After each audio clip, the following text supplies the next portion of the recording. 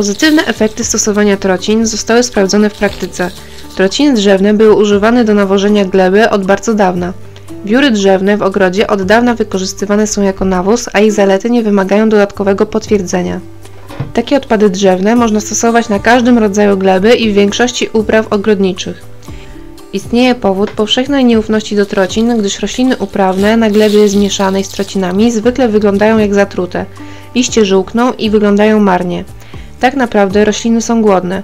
Z naukowego punktu widzenia badania i eksperymenty wyjaśniają, że jeśli trociny, słoma lub inna substancja roślin drzewiastych wejdzie w bliski kontakt z glebą, pożyteczne bakterie żywią się nią, silnie się rozmnażają, w końcu zabijają trociny lub inny materiał do punktu, w którym rośliny mogą się tym odżywiać. Niestety jest to niewystarczające i należy stosować dodatkowo azot, dopóki w glebie nie pozostanie już nic z tego niezbędnego do wzrostu liści pierwiastka. Jest to sytuacja tylko tymczasowa, gdyż po śmierci bakterii rośliny mogą odżywiać się ich resztkami wypełnionymi azotem, ale to wszystko wymaga czasu. Kiedy trociny układane są na ziemi jako ściółka, bakterie ulegają silnej stymulacji, co powoduje wyczerpanie azotu. Można temu zaradzić dodatkową dawką azotu, jak w kurzym oborniku. Przy mieszaniu trocin z glebą potrzebne są tak ogromne ilości azotu, że proces ten byłby całkowicie niepraktyczny w skali polowej. Zaburza także strukturę gleb lekkich i wpuszcza do nich zbyt dużo powietrza. Dopiero w drugim roku po przekompostowaniu trocin rośliny mogą się pożywić. Chociaż trociny czasami cieszą się złą sławą jako złodzieje azotu, prawda jest taka, że przy właściwym użytkowaniu i zarządzaniu istnieje wiele cennych sposobów wykorzystania trocin w ogrodzie. Niedobór azotu nie jest tak dużym problemem w przypadku ściółkowania trocinami, jak w przypadku innych zastosowań trocin w ogrodzie, ponieważ ściółka osadza się na powierzchni ziemi i nie jest włączana do gleby. Mimo to może wypłukać część azotu z gleby. Dzięki trocinom woda w glebie jest zatrzymywana na dłużej. Trociny pochłaniają wilgoć i są w stanie ją zatrzymać, co jest bardzo dobre w okresach gorących i suchych. Ponadto wchłanianie nadmiaru wilgoci może uchronić rośliny przed przypaleniem i gniciem korzeni. Jeśli użyjesz wiórów jako ściółki, nie pozwoli to na wzrost chwastów. Trociny są często używane jako ściółka dla jagód. Oprócz odizolowania jagód od powierzchni ziemi, trociny odstraszają szkodniki, ponieważ nie tolerują zapachu świeżych trocin. To dobra izolacja na zimno. Konieczne jest prawidłowe stosowanie trocin jako odżywiania roślin, podobnie jak większość nawozów. W przeciwnym razie zabierają wszystkie przydatne pierwiastki, a ziemia nie otrzymuje niezbędnych związków. Przed zastosowaniem w ogrodzie trociny powinny być przekompostowane. Proces ten powinien trwać minimum przez kilka miesięcy, a najlepiej przez cały rok. Świeże trociny zawierają żywice, garbniki oraz substancje hamujące wzrost roślin. Podczas kompostowania zostaną one rozłożone i wymyte. Przez ten okres poprawi się również zdolność trocin do zatrzymywania wody i substancji pokarmowych. Nie można używać świeżych odpadów do nawożenia, ponieważ utlenianie gleby może nastąpić w krótkim czasie. W czystej postaci wióry nie są używane, ponieważ nie jest to uważane za nawóz. Surowy i świeży nie tylko nie pomoże w żaden sposób uprawom ogrodowym, ale także przyjmie witaminy, kompleksy mineralne i inne przydatne mikroskładniki, a tym samym tylko zaburza glebę.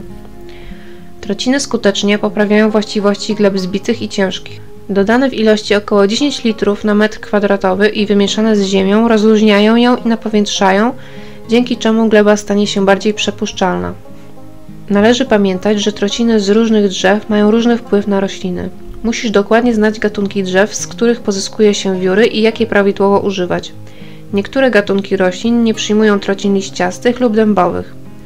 Odmiany drzew, z których produkowane są trociny, mają różny wpływ na strukturę gleby. Aby zwiększyć kwasowość gleby, stosują się odpady drzew iglastych. Jeśli to konieczne, w przypadku takich upraw ogrodowych jak ogórki, pomidory, marchewka, mogą szkodzić truskawkom i maliną. W przypadku trocin można dostosować parametry gleby, pH, które jest niezbędne dla danej rośliny. Trociny z brzozy są często wykorzystywane w pieczarkarniach. Wynika to z faktu, że boczniaki i grzyby uwielbiają podłoże z twardego drewna.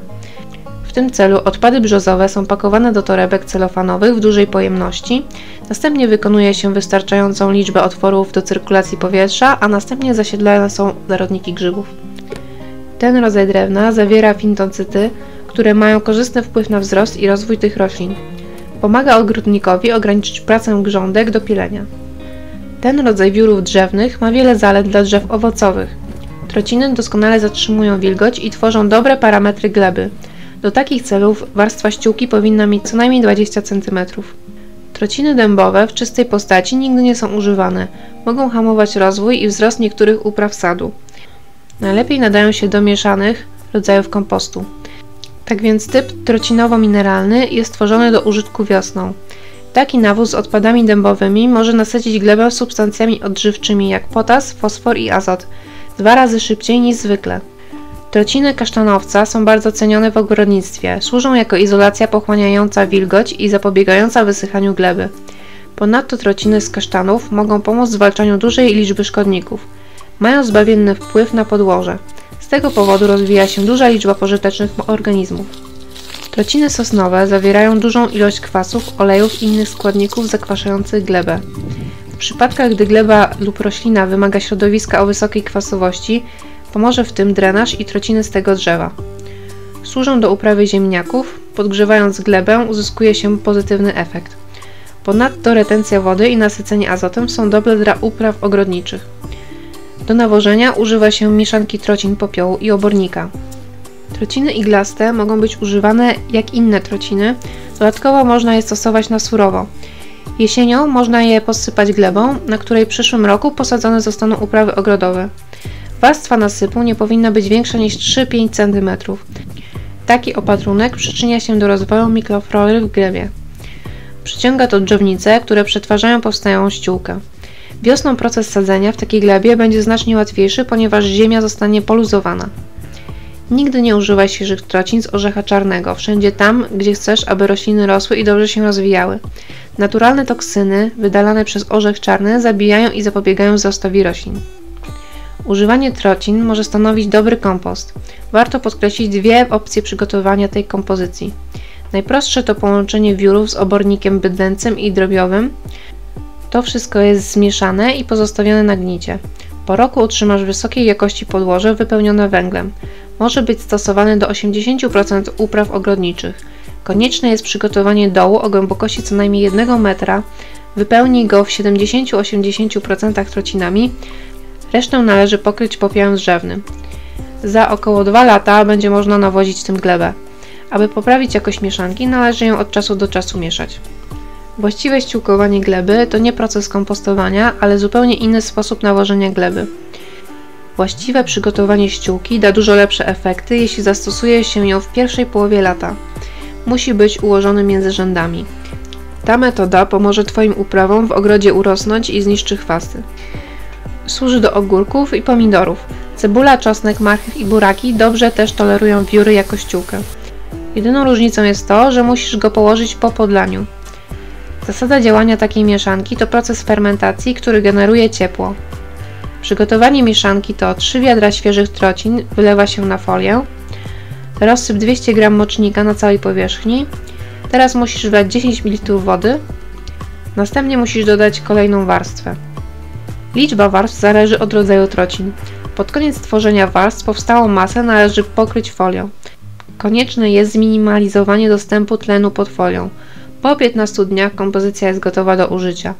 W zależności od ilości wiórów czas przetwarzania może wydłużyć się od 20 do 22 dni. Taka postać jest doskonałą ściółką dla upraw o niskim pH, takich jak truskawki, maliny i jagody i jest zalecana jako dobra ściółka dla grządek szparagów, o ile zwraca się uwagę na utrzymanie dostępności azotu. Mogą pojawić się też problemy. Głównym błędem podczas używania trocin jest układanie ich na ziemi w czystym stanie.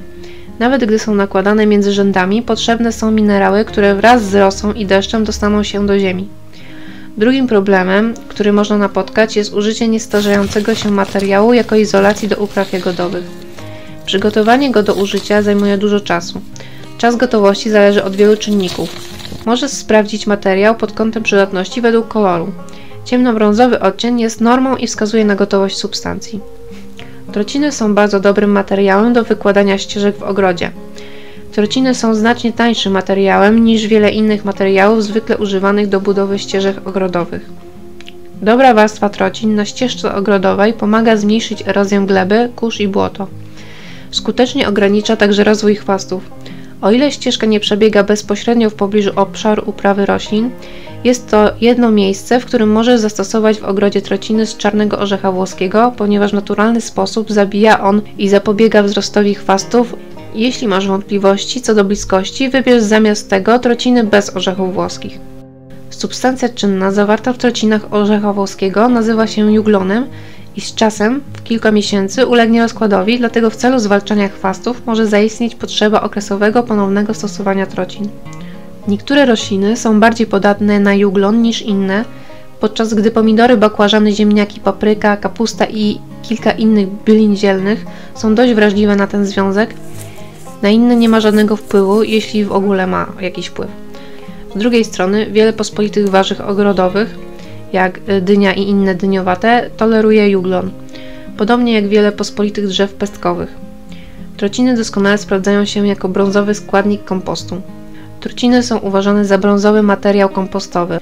Oznacza to, że jest dobrym źródłem węgla i węglowodanów, które są pożywieniem dla mikroorganizmów z zielonych surowców. Obydwa są ważnymi składnikami dobrego kompostu. Brązy i zielenie są ułożone na przemian w stosie kompostu, aby stworzyć najlepsze środowisko do rozkładu. Warstwy trocin naprzemiennie układaj warstwami zielonego materiału kompostowego, takiego jak skoszona trawa, obornik, odpady roślinne lub spożywcze. Możesz użyć trocin jako całości lub części brązowego materiału, po jednej na każdą dodatkową warstwę zielonego materiału. Używaj trocin w proporcji 4:1. Na przykład użyj 4 cali trocin na każdy centymetr zielonego materiału.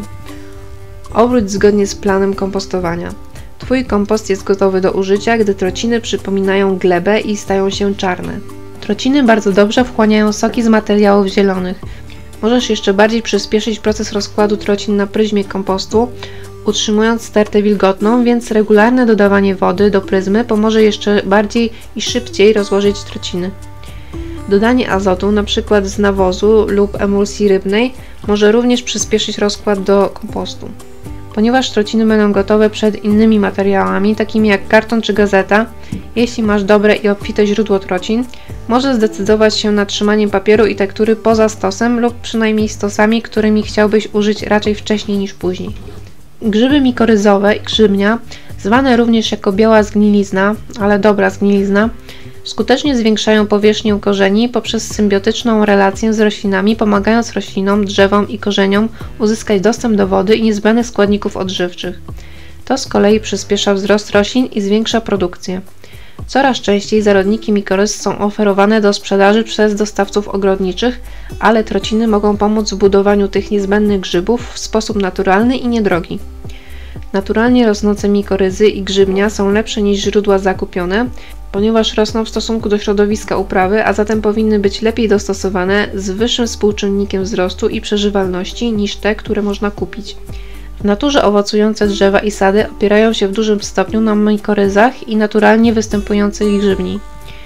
Warstwa detrytusu utworzona z opadających liści i gnijącego drewna, takiego jak upuszczone gałęzie, zapewnia dobre środowisko, w którym mogą rosnąć te symbiotyczne stworzenia.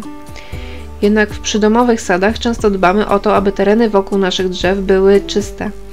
Kiedy grabimy opadłe liście lub kosimy sady, często oczyszczamy podłoże, w którym te organizmy naturalnie rosły. Jednak drzewa owocowe naprawdę polegają na tych maleńkich sieciach grzybów, które dostarczają duże ilości składników odżywczych i nawodnienia, w których potrzebują duże drzewa sadownicze. Jeśli masz założony sad i masz trudności z uzyskaniem w nim dobrych owoców, istnieje duże prawdopodobieństwo, że problemem jest brak mikoryz i grzybni. Aby zwiększyć plony w sadzie, poprzez dodatek grzybni należy odtworzyć środowisko, które pozwala jej rosnąć. Ściółkuj obszar wokół podstawy każdego drzewa grubą warstwą trocin. Jeśli wolisz, możesz najpierw położyć barierę dla chwastów, taką jak tkanina lub gazeta albo tektura. Nie zarzucaj trocin na pnie drzew, może to spowodować zadławienie i śmierć dowolnego rodzaju drzewa, ale w przypadku drzew owocowych może również pokryć zaszczepione obszary na pniu. Większość drzew sadowniczych to drzewa szczepione, dlatego należy traktować je tak, by chronić obszar szczepienia przed zakopaniem. Jeśli zauważysz przebarwienia, w tym ciemne lub czarne trociny lub szczególnie białą, spleśniałą taśmę, nie usuwaj ich. To jest rozkład, a biel to przyjazne grzyby w pracy. Co roku posyp warstwę trocin, aby stłumić chwasty i utrzymać zdrową kolonizację. Wprowadzenie grzybni i mikoryz może mieć duży wpływ na plony owoców, a po drodze może zwiększyć siłę i szybkość wzrostu drzew. Ściółkowanie w celu zwiększenia korzystnego wzrostu grzybów ma również dodatkową zaletę polegającą na tłumieniu chwastów. Ułatwia to koszenie i utrzymanie sadu, zwłaszcza gdy drzewa rosną zbyt duże, aby kosić pod gałęziami. Trociny są dobrym pokarmem dla roślin i drzew kwaśnolubnych. Regularne stosowanie może pomóc w utrzymaniu wyższego poziomu kwasowości gleby, co poprawi wzrost i produkcję tych roślin. Może to obejmować truskawki, rośliny zimozielone i iglaste, jagody, rododendrony, azalie i ostrokrzew. W celu zwiększenia kwasowości gleby kompost nie jest najlepszym rozwiązaniem, ponieważ uwalnianie kwasu z trocin następuje głównie na początku jego rozkładu, gdy rozkłada się celuloza zawarta w trocinach. Z tego powodu najlepsze są świeże. Trociny warto stosować corocznie na początku sezonu wegetacyjnego i powtarzać aplikację co najmniej raz w roku. Ponieważ uwolnienie kwasu nastąpi po kilku miesiącach przerwy, może zdecydować się na aplikowanie co 3 do 4 miesięcy. Zastosuj źródło azotu, jeśli rośliny żółkną i wydają się potrzebować dodatkowej dawki składników odżywczych. W ogrodzie warzywnym powinno się stosować wyłącznie trociny z surowego drewna poddane procesowi kompostowania. Nie wolno używać trocin z resztek mebli i innych przedmiotów użytkowych, gdyż mogą zawierać lakiery, kleje, farby i inne szkodliwe substancje. Unikajmy też stosowania trocin z drzew negatywnie wpływających na inne rośliny, takich jak orzech włoski i czarny. Trociny to materiał na bazie węgla. Aby się rozłożyć, potrzebuje pomocy azotu. Azot pochodzi z gleby lub otaczającego ją kompostu. Trociny nie zatrzymują jednak tego azotu na zawsze, a gdy proces rozkładu zwalnia i kończy się, azot zostaje z powrotem ponownie dostępny w glebie. Chociaż może to zająć miesiące, nie należy sądzić, że azot zostanie utracony na zawsze. Jest po prostu wykorzystywany przez trociny przez stosunkowo krótki czas. Używanie trocin nie powoduje długotrwałego uszkodzenia gleby. W rzeczywistości na dłuższą metę przynosi to spore korzyści.